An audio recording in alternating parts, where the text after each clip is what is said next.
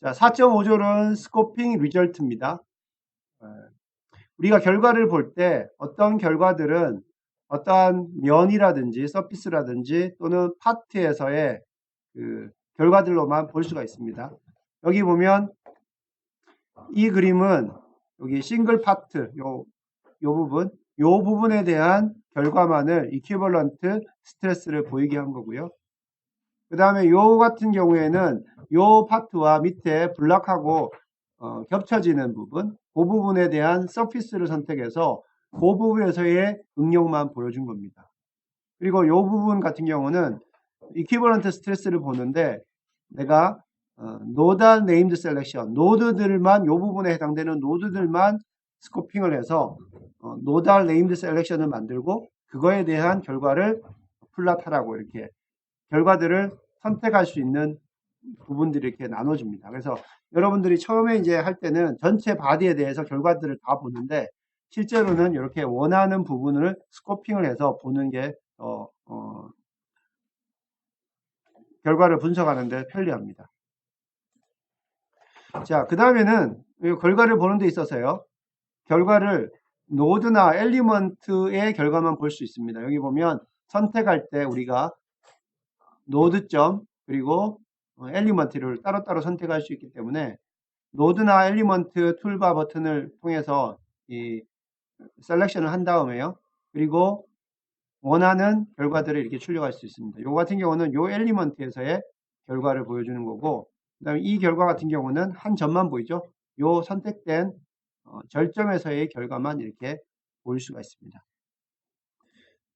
그리고 4.5절에 계속되는 내용인데 컨투어 플롯을 이렇게 우리가 할 때요. 이 컨투어 플롯은 멀티바디 파트, 즉 바디들이 여러 개로 구성된 파트 같은 경우에서도 결과를 볼 수가 있어요. 단지 여기서 on average 평균 내지 않고 결과를 보는 경우가 있고 그 다음에 average 해서 결과를 볼 수가 있는데 여기 밑에 보면 디스플레이 옵션이 있어요. 여기 보면 이 부분을 average로 할 것이냐 또는 on average로 할 것이냐 선택할 수가 있습니다. 그리고 여러분들이 만약에 디스플레이 옵션에서 이 average들을 선택하게 되면요. 디테일 average across body를 yes로 하게 됩니다. 이렇게 yes로 바꿔줍니다. 이렇게 하게 되면 모델에서 분리된 바디들을 그 부분들의 평균들을 계산을 해서 보여주게 됩니다. 그래서 여러분들이 세팅할 때 디스플레이 옵션 할 때 밑에도 averaging across body 부분을 yes로 하게 되면 그 평균값으로 바디들이 떨어져 있더라도 separate 바디들이라도 그 결과를 averaging을 해서 보여준다는 거 그걸 참고를 하면 되겠습니다. 자, 4.6 코디네이트 시스템입니다. 코디네이트 시스템은 우리가 결과를 결과를 볼 때도 사용하고 또는 모델링 할 때, 입력할 때 뭐 하중의 방향이라든지 또는 경계 조건의 방향 이런 것들을 지정할 때도 사용하는데 리절트를 볼 때도 결과를 볼 때도 이 디렉셔널 컴포넌트가 있는 것들은 이 좌표계를 어떤 것을 쓰느냐에 따라서 결과들이 달리 보일 수가 있습니다. 요거 같은 경우에는 코디네이트 시스템을 로컬 코디네이트 시스템을 쓴 겁니다. 한번 보면 지금 이 압력 용기 안에요. 이제 내압이 가해진다고 할 때 stress in local cylindrical y direction에서 결과가 보입니다. 자, 이 결과를 한번 보면요. 일단 normal stress예요. normal stress. normal stress고 그 다음에 y입니다. normal stress y. 자, 그럼 이게 무슨 스트레스를 의미하는 거예요? 지금 cylindrical coordinate에서 y는 어떻게 돼요? x는 cylindrical coordinate에서 첫 번째 좌표계는 뭐예요? r 세타 제로죠. r 세타 g입니다. y 액시스를 보는 거기 때문에 세타 방향이에요. 즉 원주 방향으로의 스트레스를 나타내고 있어요. 원주 방향으로의 스트레스는 어떻게 돼요? 다 같아야 돼요? 달라야 돼요? 이 원통형에서 내압이 가해질 때 동일하죠. 이 시메트리가니까 결과들이 원주 방향으로 동일한 결과들이 보이는 걸 알 수가 있고요. 자, 요때 썼던 코디네이트 시스템이 실린드리컬 시스템이라는 거 여기 이렇게 보입니다. 그래서 코디네이트 시스템들을 이용해서 결과들을 잘 분석할 수 있는 방향을 선택해야 돼요. 왜냐하면 원주 방향에 내압이 가해지는 실린더 형상에서 원주 방향의 스트레스는 그게 같은 값을 가져야 되기 때문에 일반 글로벌 좌표계를 보고 Y 방향을 보게 되면 결과들이 이렇게 나오지 않습니다. 그래서 그런 부분 차이가 있다는 거 여러분들이 알고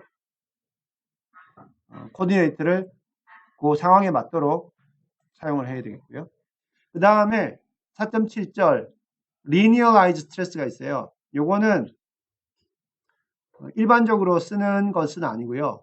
ASM이 코드에 보면 이 결과들을 분석할 때 이 선형화된 스트레스를 써서 평가를 하는 부분들이 있습니다. 이제 거기에 필요한 스트레스를 NCS에서 계산을 해서 또 플러스를 시켜주는데 거기에 나오는 게 이제 리너라이즈 스트레스입니다. 종류는 이퀴벌런트 스트레스, 그다음에 프린시플 스트레스, 인텐시티, 그다음에 6 컴포넌트들이 다 계산이 됩니다. 요거는 우리가 어떻게 쓰냐 하면 두께에 따라서 패스를 하나 만들어줍니다. 그래서 여기 보면 어떤 구조물의 두께 방향으로 패스를 1에서 2 만들어 놓으면 이 두께 방향으로 진행하면서 예를 들면 멤브레인 스트레스가 어떻게 되냐, 그 다음 밴딩 스트레스가 어떻게 되냐, 밴딩 플러스 멤브레인이 어떻게 되냐, 이런 것들을 출력을 해줍니다.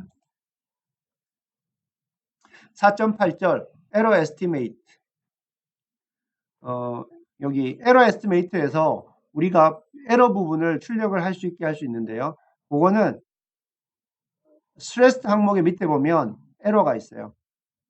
요거는 이제 구조의 문제 같은 경우에는 스트레스를 기반으로 한 에러 예측하는 부분입니다. 그 다음에 열 문제 같은 경우에는 히트 플럭스를 이용해서 우리가 에러를 예측을 하는데 요걸 이용하면 뭘 할 수가 있냐 하면 구조물 중에서 어떤 부분이 오차가 지금 크게 메쉬가 되어 있는 부분인지를 구분을 할 수가 있어요. 그래서 이 오차 부분을 우리가 판별하게 되면 큰 값이 나오는 부분은 나중에 메쉬를 더 촘촘하게 해줄 필요가 있어요. 그래서 그럴 때 사용할 수가 있는 거고 모든 문제에 다 사용할 수 있는 건 아니고요.